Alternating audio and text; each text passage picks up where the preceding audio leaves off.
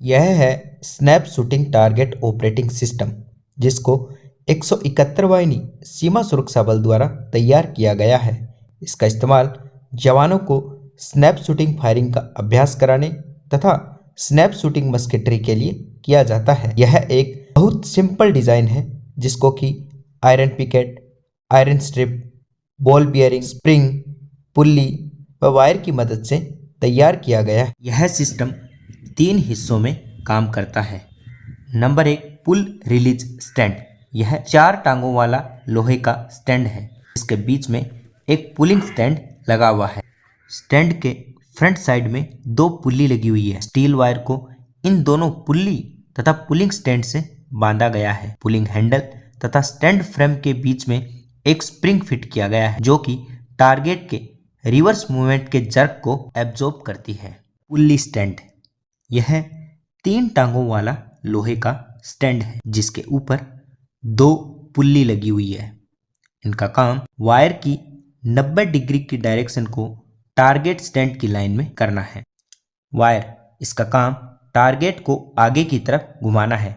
पुल release stand तथा pulley stand से होते हुए यह सभी टारगेट स्टैंडों से जुड़ी हुई है। टारगेट स्टैंड, यह एक 3 टांगों वाला लोहे का स्टैंड है, जिसके बीच में एक बॉल बियरिंग फिट किया गया है तथा बॉल बियरिंग के ऊपर 6 सेंटीमीटर लंबा व 2 इंच डायमीटर वाला एक लोहे का पाइप फिट किया गया है, जो कि टारगेट सॉकेट की तरह काम करता है।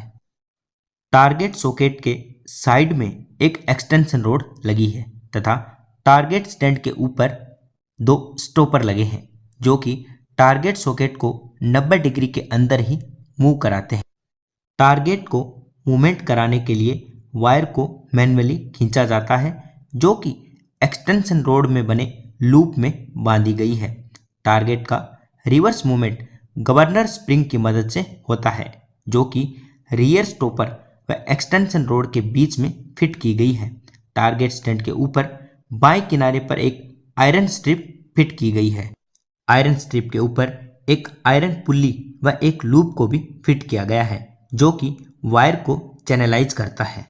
इस ऑपरेटिंग सिस्टम को इंस्टॉल करने के लिए सभी टारगेट स्टैंड को समतल जमीन पर एक लाइन में 15-15 फीट की दूरी पर लगाया जाता है तथा इसकी टांगों को 6 इंच तक जमीन में गाड़ दिया जाता है। पुल्ली स्टैंड को टारगेट स्टैंड की लाइन में ही लेफ्ट साइड से लास्ट टारगेट स्टैंड से 15 फीट की दूरी पर लगाया जाता है तथा इसकी टांगों को भी 6 इंच तक जमीन में गाड़ दिया जाता है।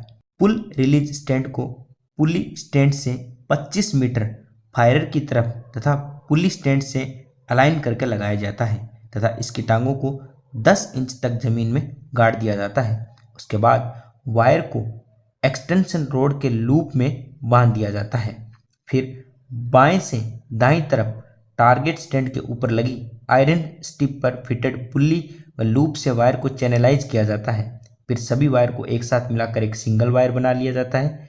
एक वायर बनाने के बाद फिर पुल्ली स्टैंड पर लगे दोनों पुल्ली से वायर को चैनलाइज करते हुए पुल रिलीज स्टैंड पर बने पुलिंग स्टैंड से बांध दी जाती है। सभी टारगेट्स को टारगेट सॉकेट में इस प्रकार से लगाया जाता है कि टारगेट का फेस राइट साइड में हो। इस प्रकार इस सिस्टम को फायरिंग रेंज के ऊपर इंस्टॉल करके जमीन पर कुछ समय के लिए दिखाई देने वाले टारगेट को इंगेज करने के लिए जवानों को अभ्यास कराया जा सकता है तथा एक गोली एक दुश्मन के नतीजे को हासिल किया जा सकता है। टारगेट दिखाई देने पर single shot snap shooting fire.